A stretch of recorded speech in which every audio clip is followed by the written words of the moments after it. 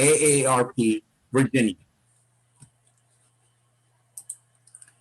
AARP is a nonprofit, nonpartisan organization that empowers people to choose how they live as they age. We're here to make your voice heard and provide information and resources on the issues that matter, and to connect you with fun learning opportunities. We provide valuable educational, informational, and fun resources, things like webinars, teletown halls, discounts, and more. When it's safe to host in-person events, you'll be invited to attend. In the meantime, AARP will continue to offer programs virtually. Studies have shown that challenging your brain in new ways throughout life may strengthen your brain. Our brain is stimulated and makes new connections when we learn new things or pursue new interests. AARP encourages you to stay curious and give yourself a good mental workout by doing something that challenges your thinking, offers you enjoyment, and encourages you to grapple with new and complex ideas. While this program may not be sufficiently rigorous to be defined as a cognitively stimulating activity, it's important to note that it's never too late to seek out a new activity that challenges the way you think. So we applaud and thank you for joining us today. So before we get started on today's programs, I have a few housekeeping items to review with you. We may have time for questions at the end of today's presentation, so please submit your comments and questions in the Q&A section or in the chat section. We value your opinions and welcome your feedback. At the end of today's session, we'll put a link to an online survey. Please take a few minutes to give us your feedback. Now, on to our program. It is indeed my pleasure to introduce and welcome back our guest speaker, Christian Godard. Christian Godard has loved aviation his whole life. He first flew at the age of 17 years old and decided to pursue an aviation degree following high school. After college, life took him in another direction, but he always maintained his love of everything airplanes and aviation in general. He is retired from Fairfax County Public Schools, where he worked as a technology specialist for over 20 years. Chris enjoys passing on his love of aviation to others by volunteering at the National Air and Space Museum's Stephen F. Udvar-Hazy Center in Chantilly, Virginia, and also at he's a National Park volunteer at the Wright Brothers National Memorial Park in Kitty Hawk, North Carolina. Today, Chris will let us know. The title is Wright Brothers, Did You Know? So please give a warm virtual welcome to Chris. Chris, the screen is yours. Thank you, Suba. Yes, so the title is Wright Brothers, Did You Know? If you mention Orville and Wilbur Wright, I mean, the first thing you think about are the people that, invention of a controlled airplane. And while that is true, and as Suba mentioned, I often tell that story on wherever I am about how Orville and Wilbur came to come up with their invention and the flying business and all of that. But there are so many other stories that I never really get to tell because either I don't have enough time or, the people are moving on to other things so I always thought it would be interesting. I find myself telling, well, did you know that, and then you go on. And I thought it would be very interesting after we tell the stories of the Wright brothers, how they came up with the airplane, to have a little presentation, all these little bitty stories that did you know, AARP, I think most everybody will remember, this is the rest of the story, even though I can't say it like he did. But anyway, these are the little stories. The first one we're going to talk about is the printing business. The Wright brothers owned 3 businesses. Most people are familiar with their background being bicycle mechanics and all that, and then of course the airplane business, but few are aware that they really started in the printing business. Wilbur and Orville's father, his name is Milton. There you go, this is Milton. He had risen to the rank of bishop in the Church of the United Brethren in Christ. One of his functions was to be editor of the church newspaper. From a young age, Wilbur and Orville helped their dad in the print shop, folding the papers, addressing the labels, and so on. Orville, in particular, was always fascinated with the machinery. It no doubt left an impact on him.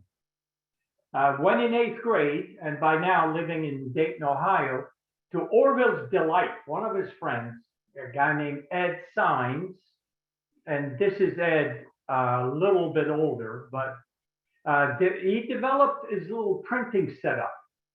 And Orville quickly immersed himself in the operation with Ed. The printing press was more of a toy than anything professional, but they formed the firm Sines and Wright. And it was small, obviously, could not do much. It could only print one line at a time. But recognizing the enthusiasm of his brother, Orville, the older brothers, Wilbur and Lauren, traded an old boat they had and didn't use for a bigger press, which they gave to Orville. The dad, Milton, bought them 25 pounds of type to go with their new press. Now, this new press allowed the boys to print anything up to about 3.5 by 4 inches. I'm guessing it's like a business card size. The two boys were kept busy with different jobs, even venturing into publishing a weekly newspaper that they aimed at their intermediate school friends. The paper they called The Midget. It only published once. Milton put a stop to it when he learned that the first edition was supposed to be 4 pages long, but only a couple of the pages were actually printed, and the rest were just the name of the firm in different type fonts that they just had fun doing that. And when the boys advertised that the next edition of their paper will include a satire interview with their teacher about the wickedness of school children, well, Milton probably, and most likely correctly, thought that Orville's grades, already marginal, would suffer further by trying the patience of his teacher. So he put a stop to that venture. But the printing business was definitely more important to Orville than to Ed. And it came to an end after a dispute over whether to eat, which was Ed's idea, or sell, which was Orville's idea, a basket of popcorn they received as payment. Since the press belonged to Orville, along with most of the type, it was decided that Orville buy Ed's share of the business with his share of the popcorn. Although the Sines and Wright firm ended, the friendship did not. Ed agreed to stay on with Orville as an employee of sorts, and they stayed lifelong friends. When he was around 15 and 16 years old, Orville also spent 2 summers as an apprentice in a local printing shop learning the business. By his senior year, Orville had already decided that he would not return to school. He wanted to be a professional printer. In 1888, with Wilbur's help, he built a larger press. It was made mostly from scrap parts, but this new press now allowed him to take on larger jobs with better profits. Everything was done out of the tiny carriage barn in their home. This is their house. When he was 17, in March 1889, Orville started a weekly newspaper called the West Side News.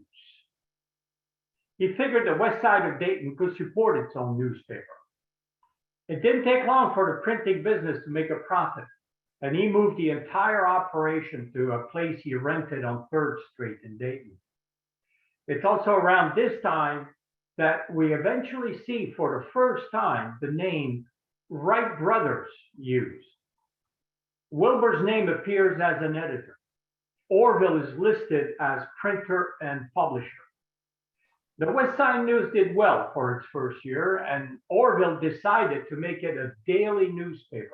He changed the name to the Evening Item. Although the paper was well run, had good writing, the boys just could not compete with the larger papers in town. They had, large high-speed printing presses. The Evening Item stopped being published about 4 months after it started. The firm, Wright and Wright, continued to publish a variety of materials.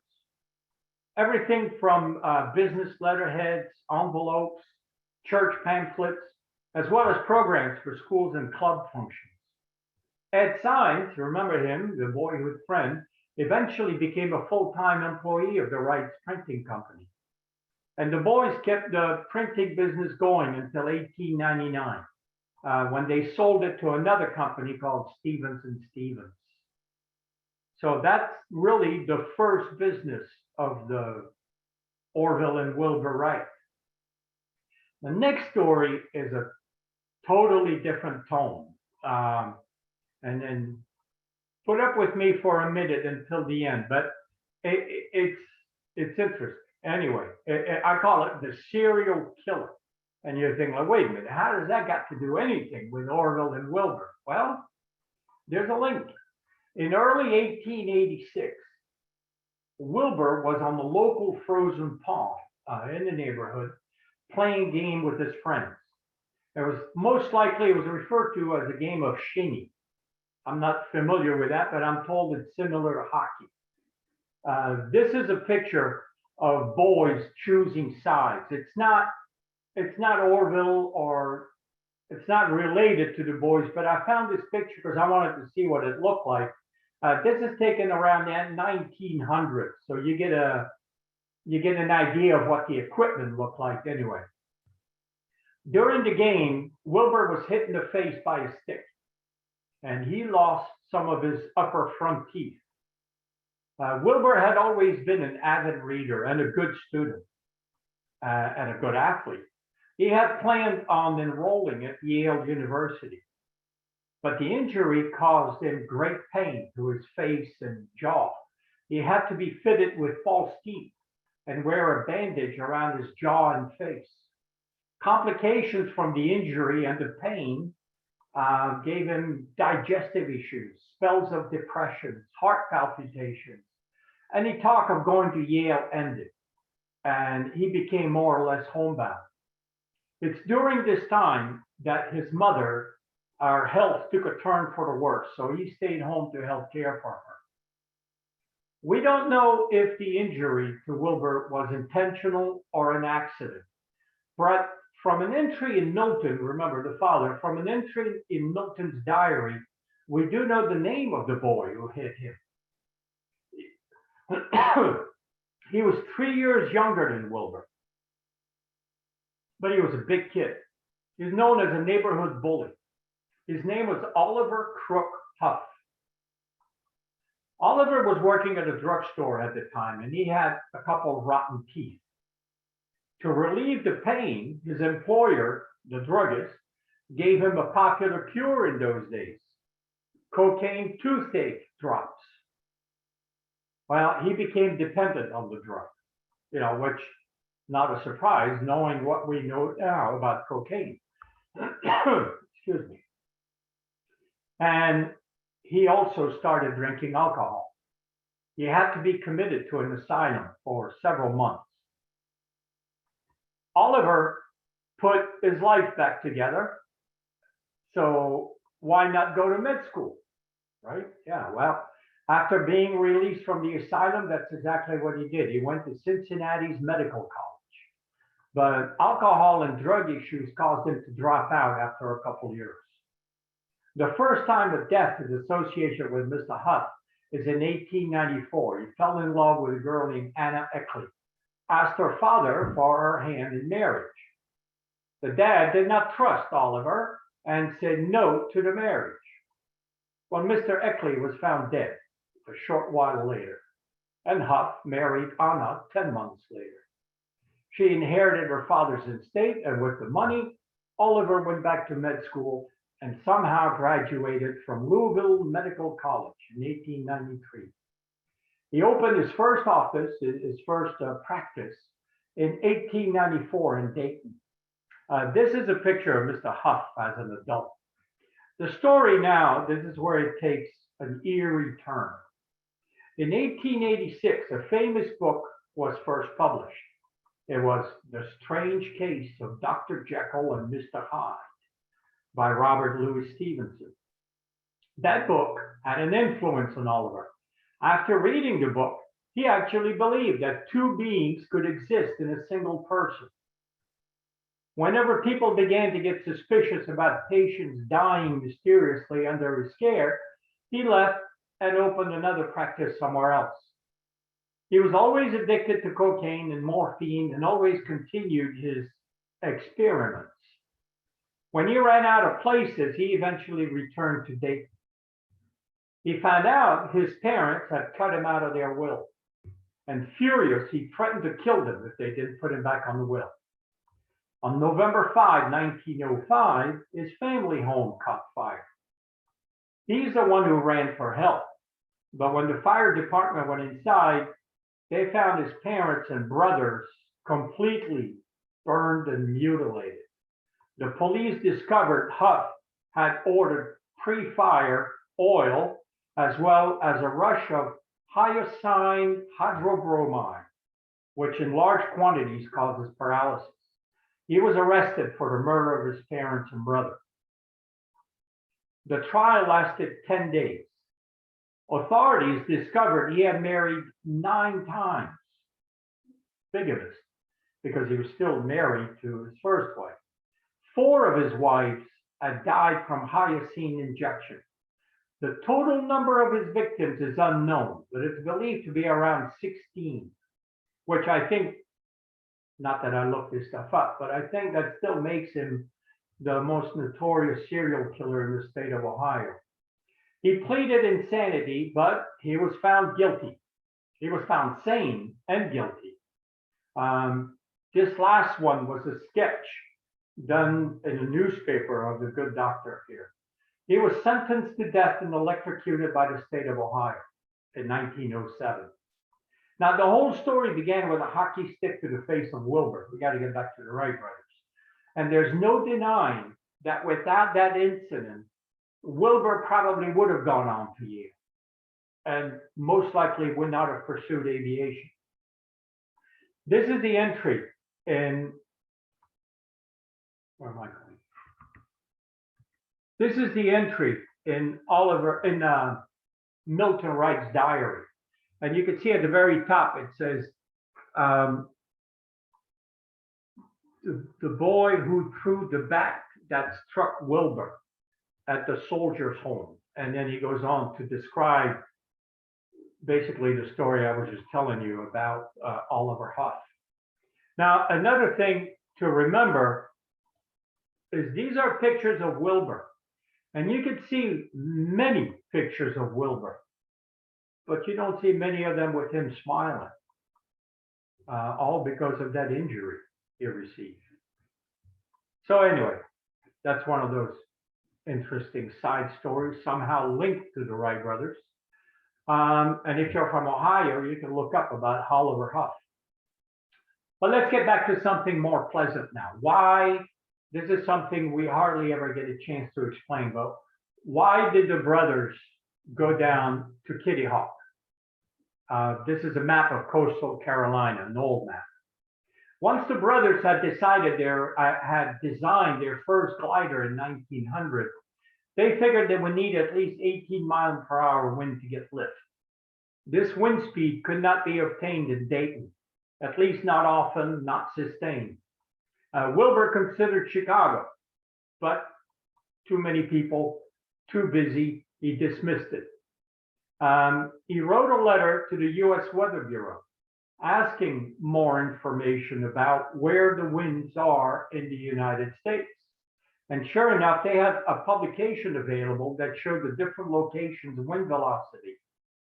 They send it back, they answered to him by sending him a copy of their publication. It contained tables of wind velocities recorded at 120 different places in the United States.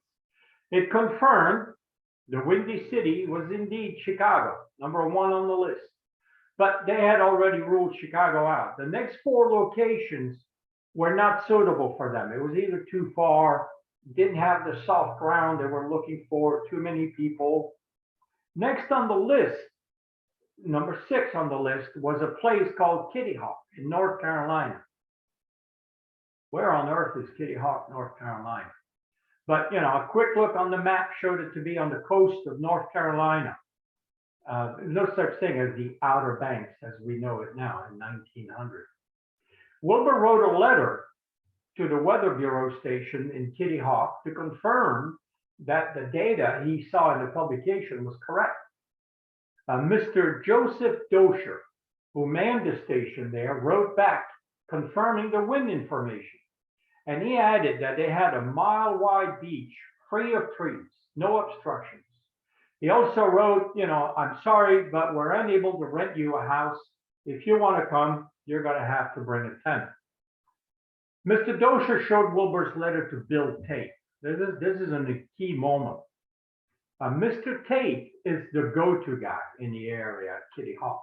He's the notary public for the town. He's the postmaster, county commissioner. He wrote his own letter back to Wilbur, a long letter in which he also referred to the mile-wide beach where there was a stretch of 5 miles, no obstructions. There's an 80-foot sand hill and winds 10 to 20 miles an hour, mostly from the north. In addition, and the clincher, Mr. Tate's comment in closing at the end of his letter, quote, "If you decide to try your machine here, I will take pleasure in doing all I can for your convenience and assure you, you will find a hospitable people when you come among us."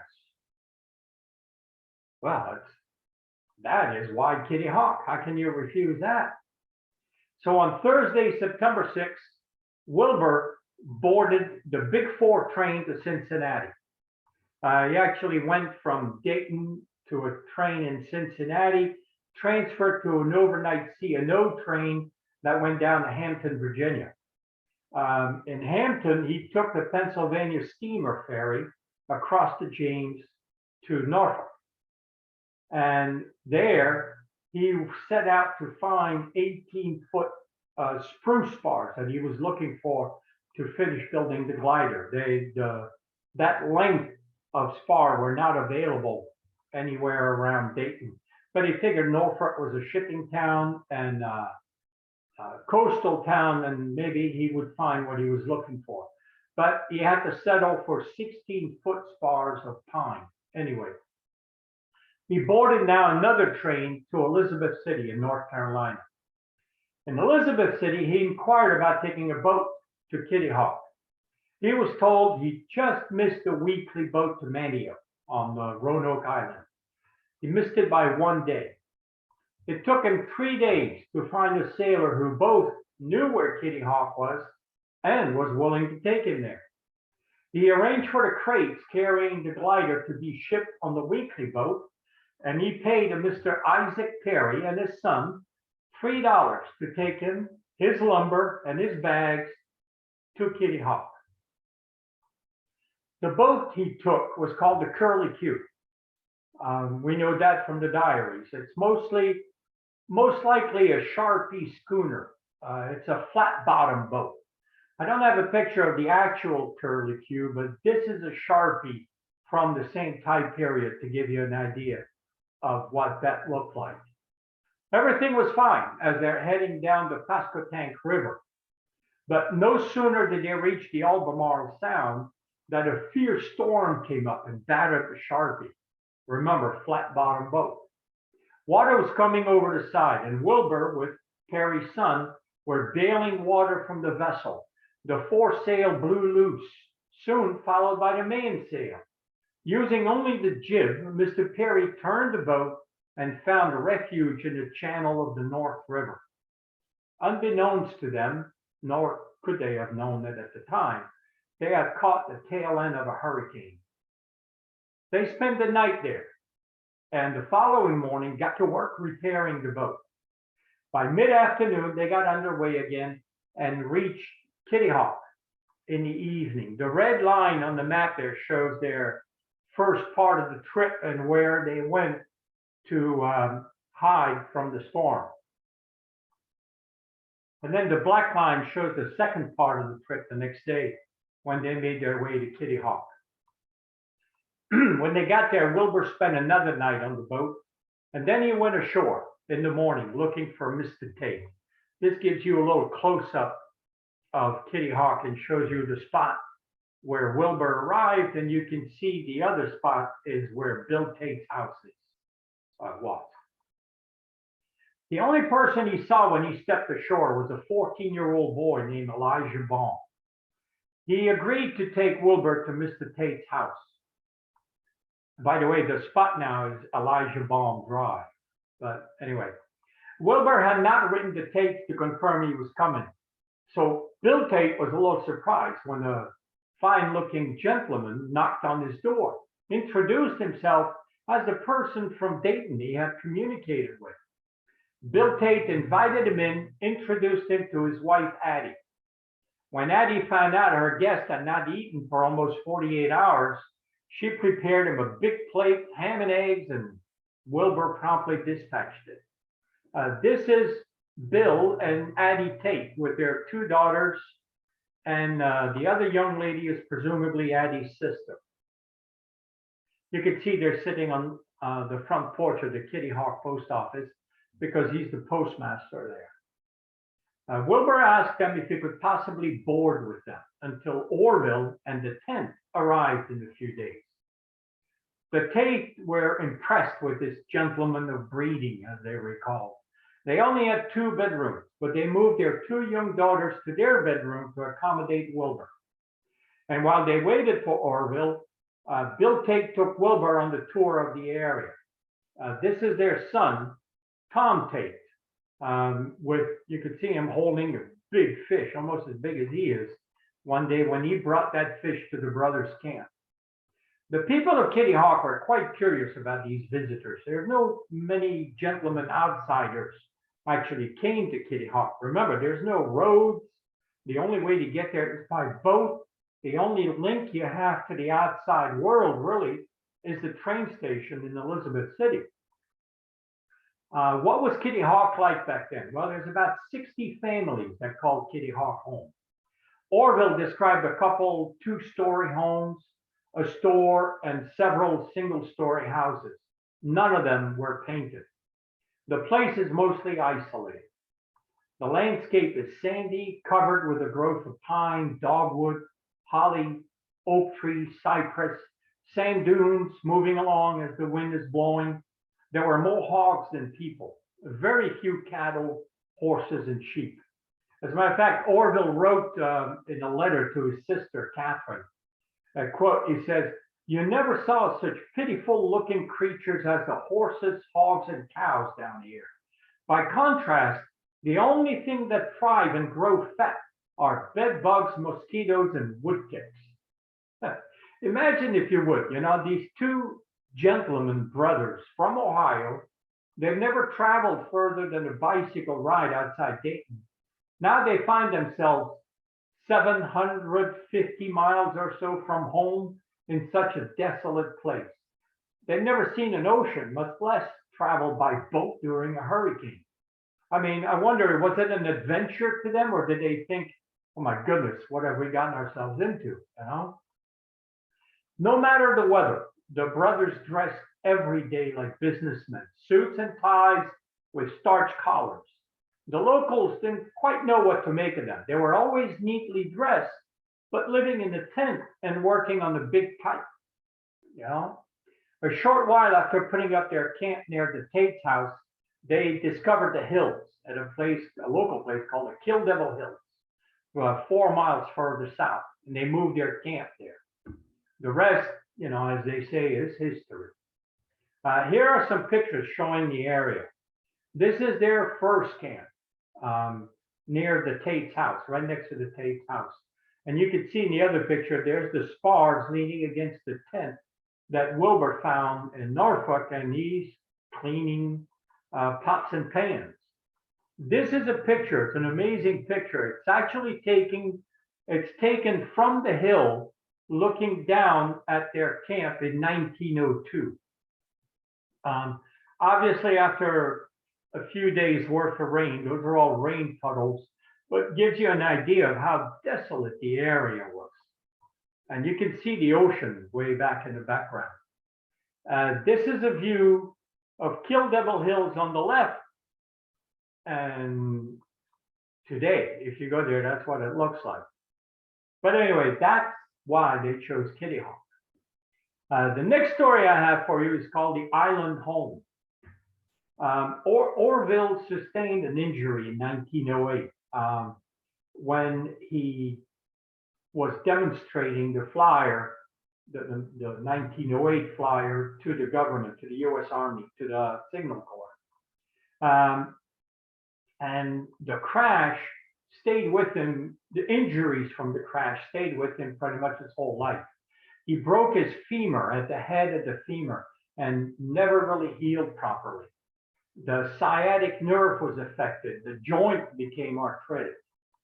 The shocks and any shock and vibration in his leg would cause him great discomfort and some pain. He even had special shock absorber put in his car to help him when he was driving. In 1916, he was laid up for 2 weeks with a severe bout of sciatica. After he recovered, he decided to go on a 3-month vacation and treat his father and sister to what was probably their first vacation. I should mention, and we'll talk about that in the next story, but by 1916, Wilbur has passed away. Orville is on his own. He rented a cottage on Waybeck Island on the Lake Huron in the Georgian Bay in Ontario. That shows you, the first one here shows you the distance between Dayton, Ohio on the bottom left and the Georgian Bay on the upper right.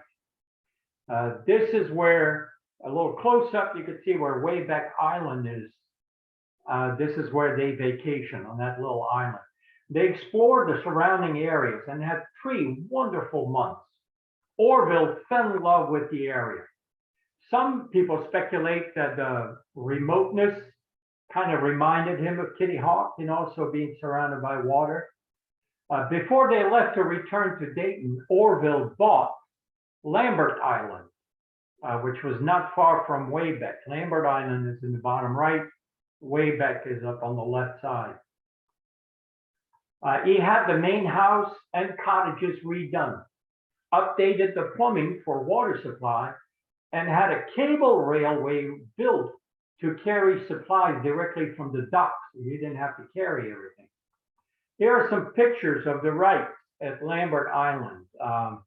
The dog you'll see is a Saint Bernard. It's Orville bought him as a puppy in 1917. So there's Lambert Island. There's the front of the house. That's Catherine standing up in the front of the house. There's Orville standing there, always neatly dressed, even on vacation. And there's Orville with the Saint Bernard paddling. That's a big dog. And there's Catherine standing on the beach of sorts, I guess, with the dog.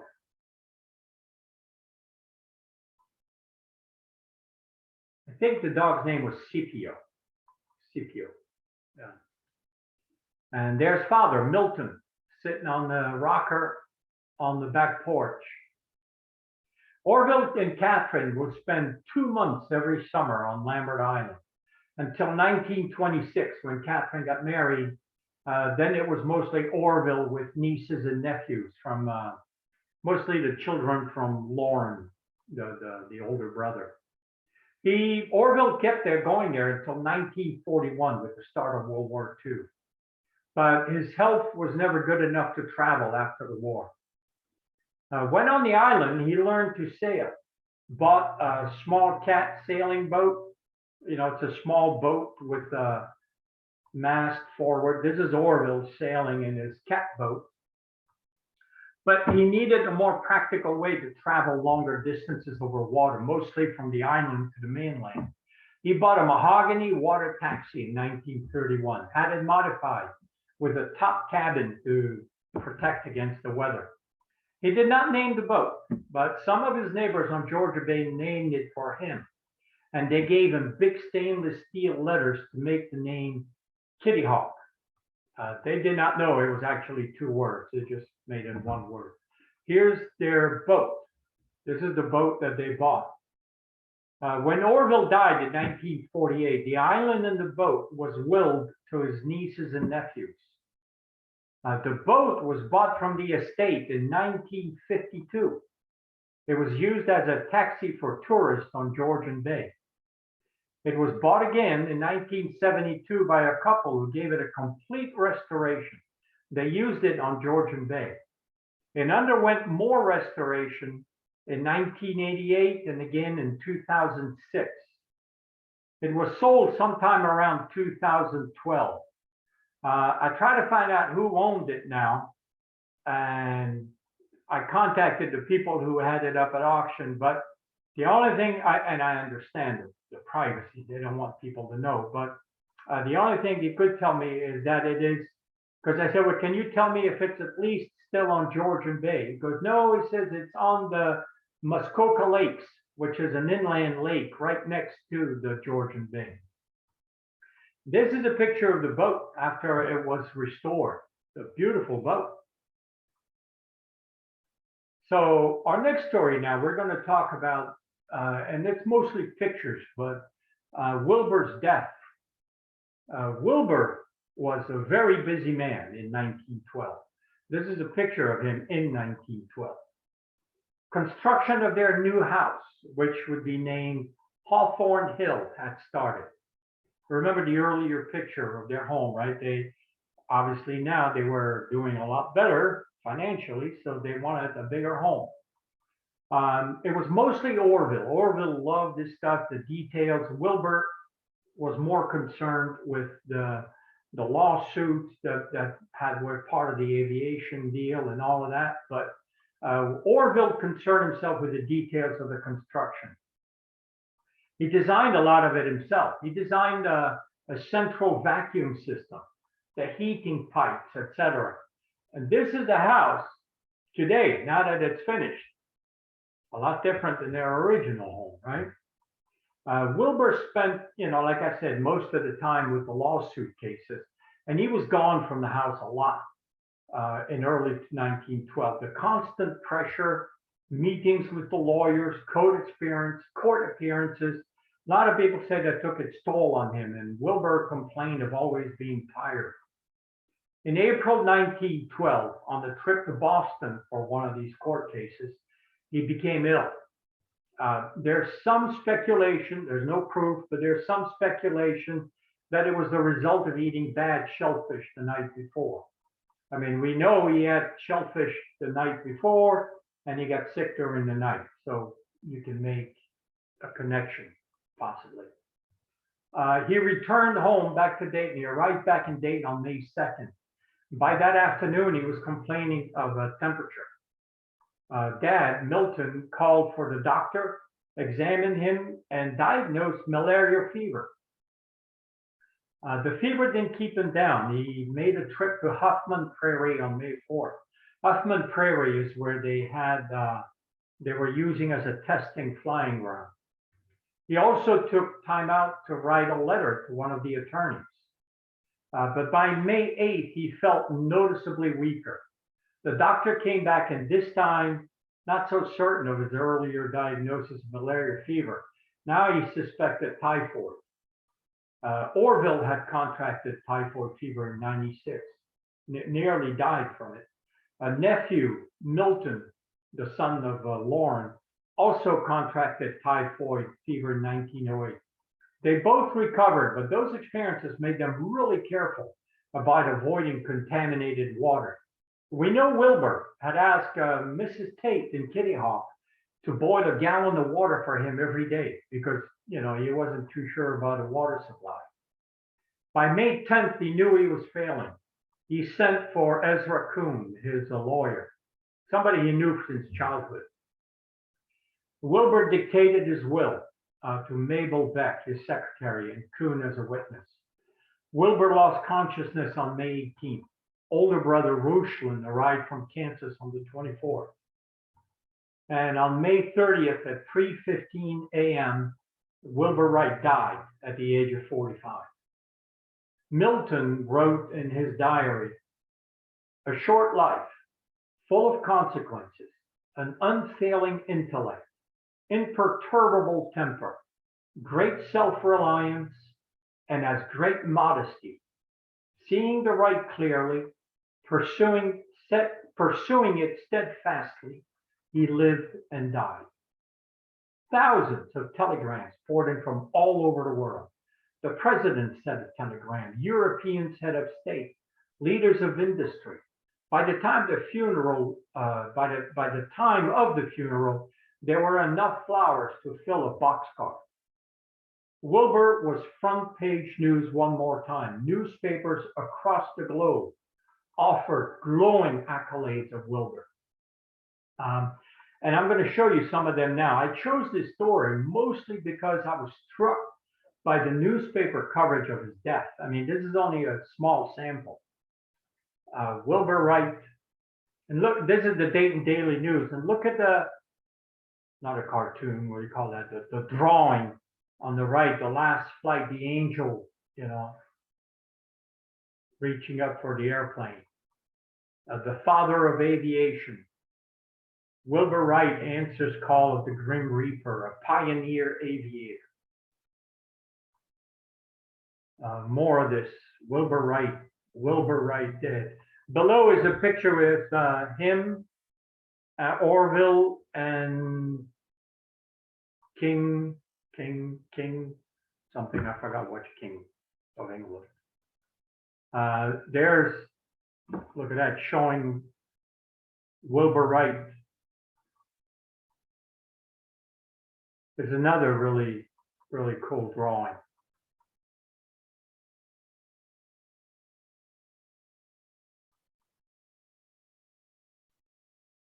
These I found interesting. People comparing the Wrights.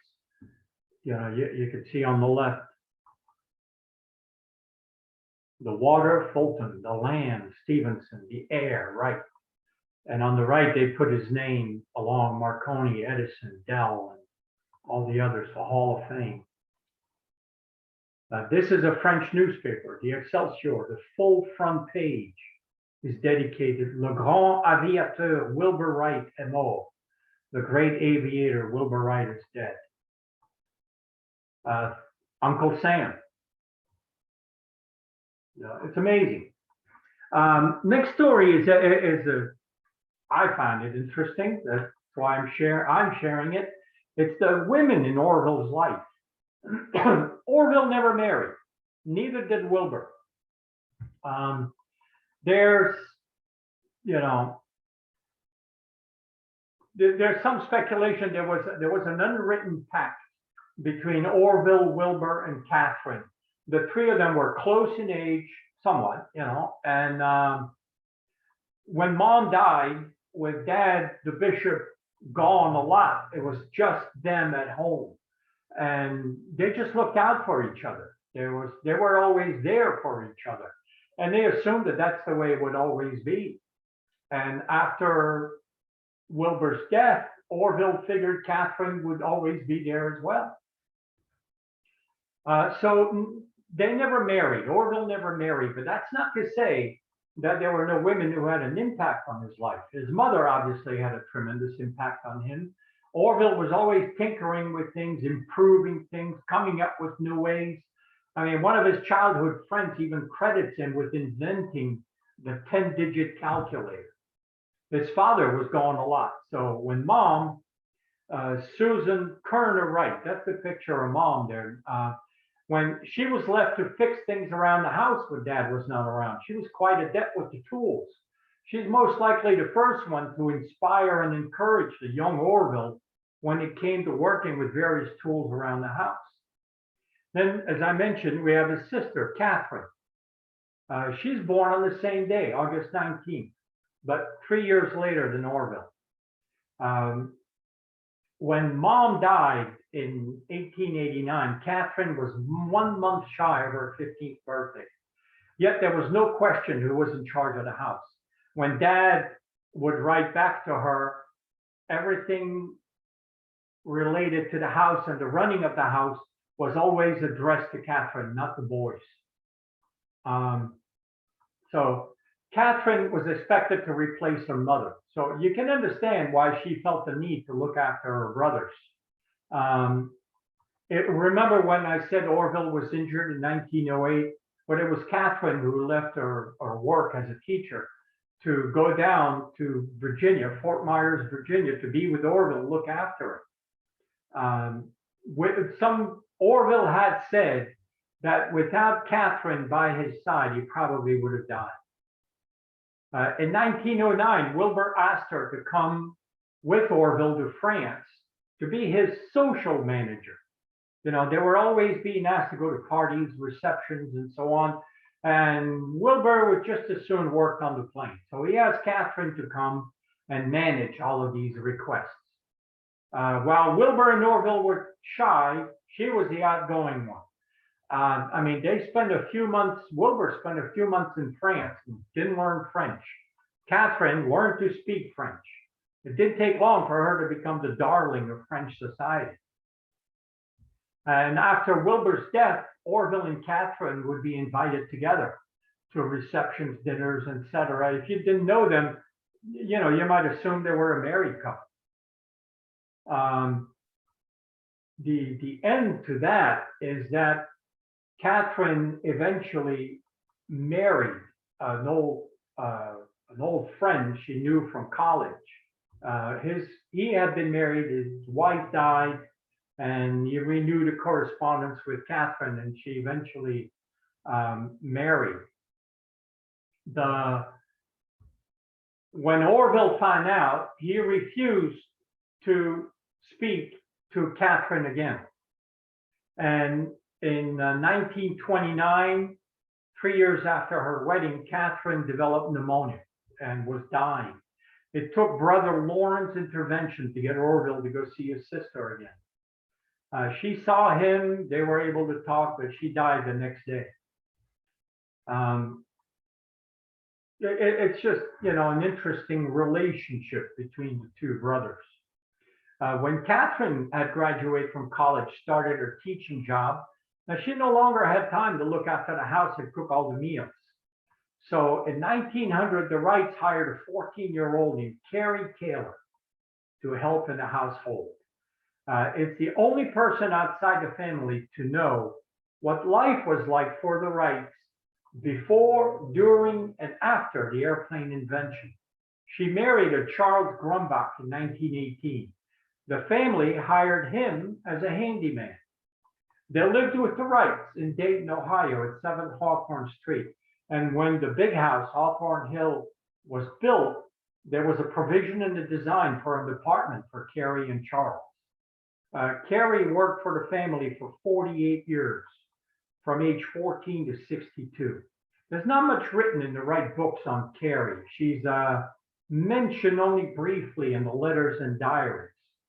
We know she's the one who signed for a telegram when Orville sent a telegram from Kitty Hawk announcing the first flight. We know she answered the door and signed for the telegram. Orville is known to have teased her quite a bit when she was young, but he would totally depend on her for his meals, and he was picky. After his heart attack and in the hospital, a nurse was preparing a meal for Orville, and he told the nurse, he said, you know, you better let Carrie do it. She knows all my cranky ways. This is a picture of Carrie on the left, her sister Belle, and a friend named Chloe Barnes. This picture, I mean, you can see them all dressed up. This picture is taken in New Year's Eve in 1900. Another person who does not appear much in the books, but played a huge part in Orville's life was the secretary, Mabel Beck. She was with Orville for the better part of 40 years. She was hired initially as a secretary in the company, and then she became Wilbur's secretary. In early 1912, when he died,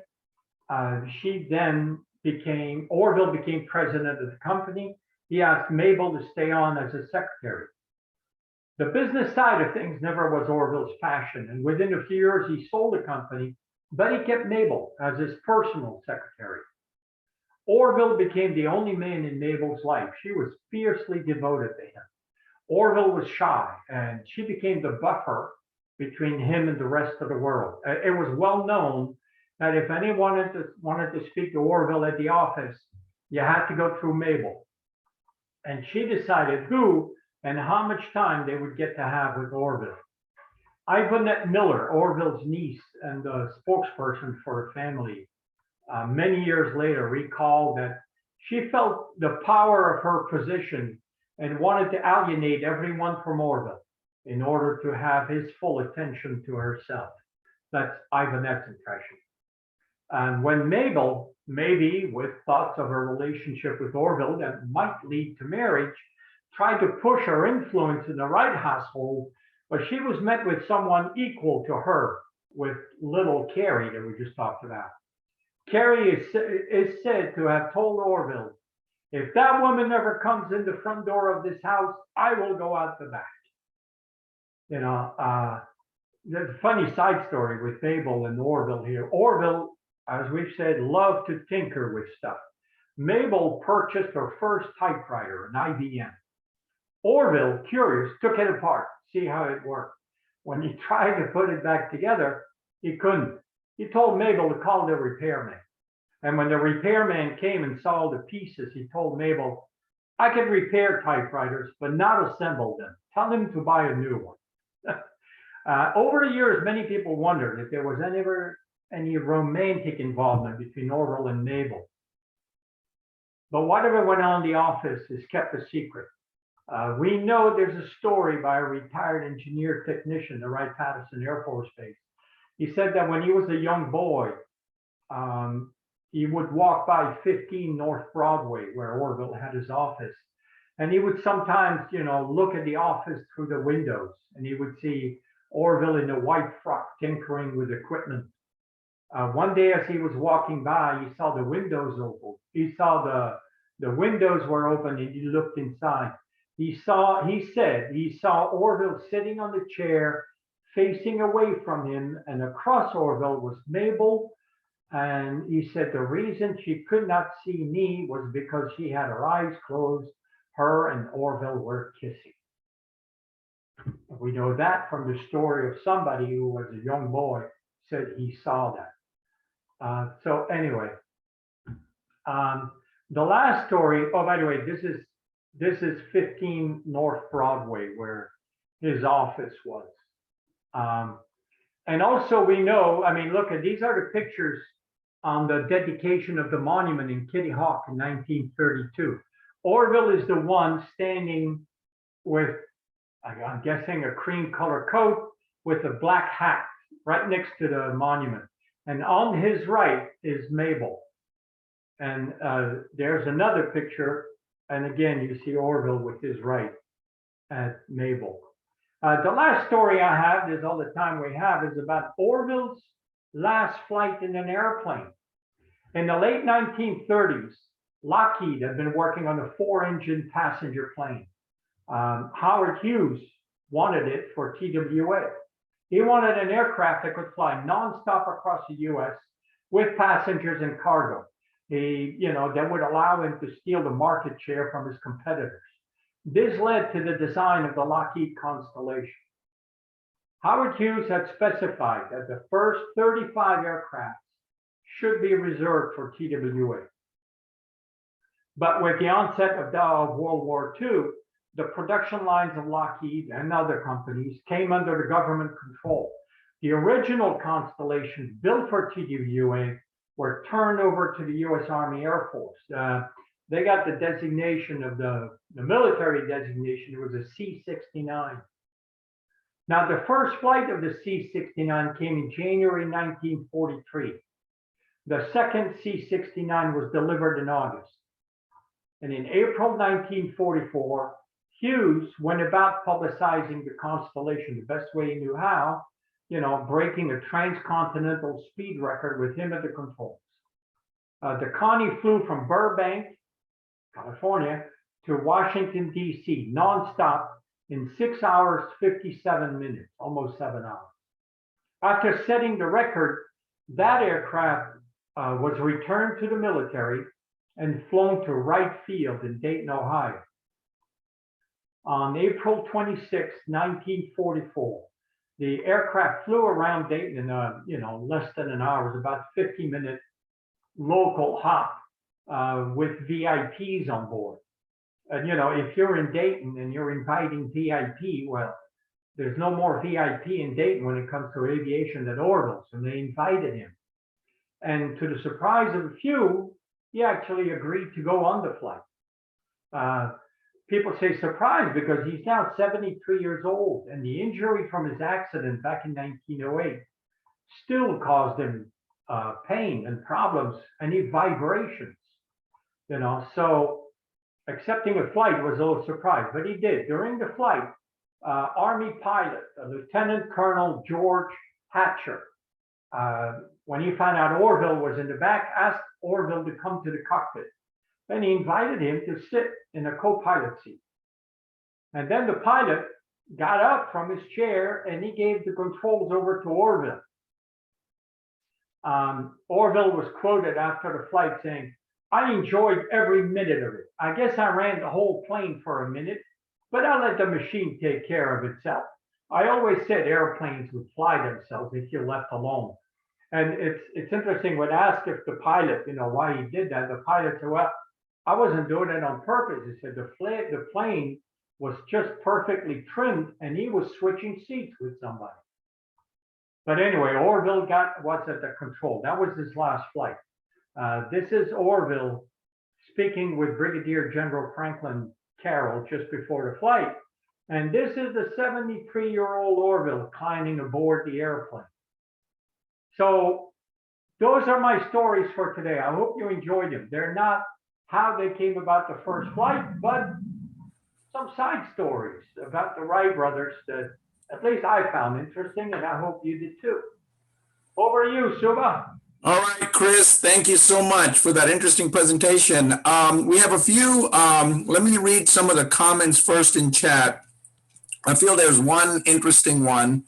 It said, "I'm Betty, so feel free to,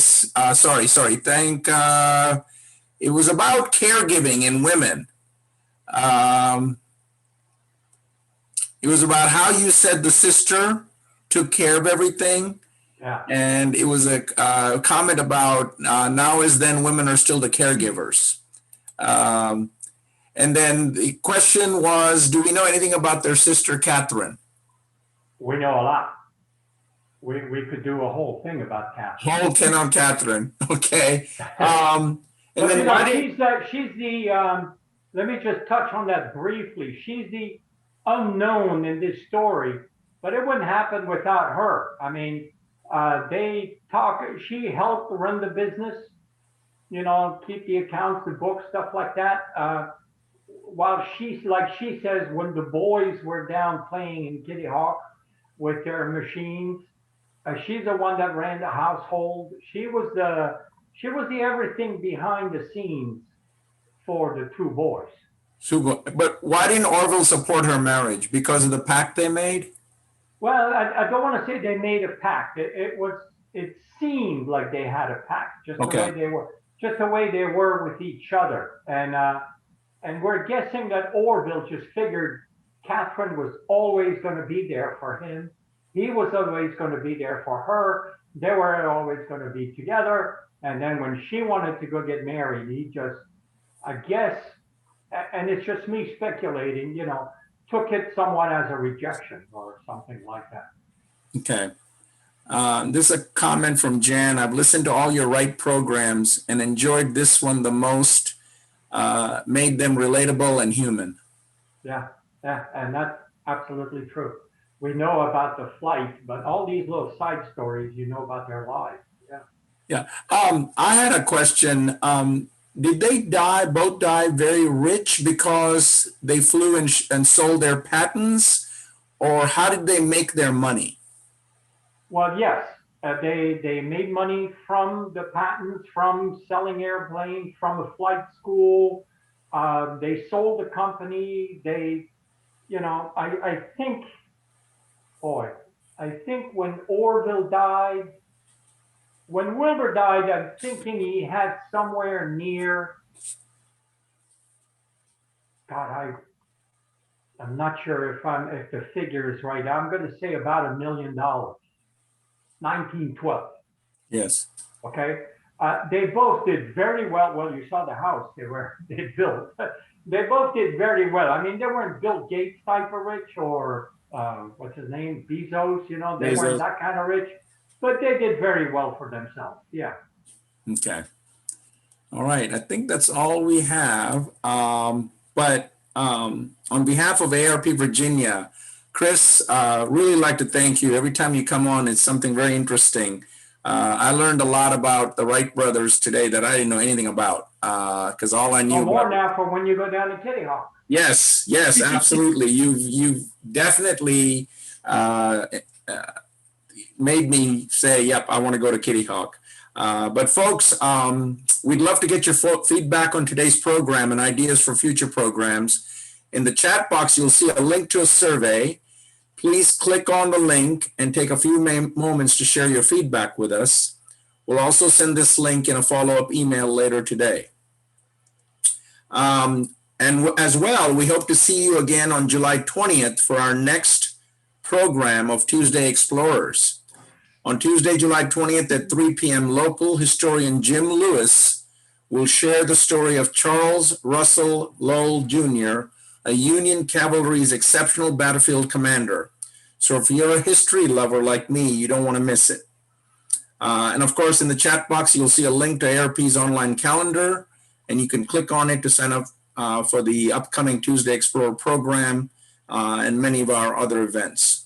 So until then, stay curious and keep exploring. Thank you so much. Thank you. Thank you again, Chris.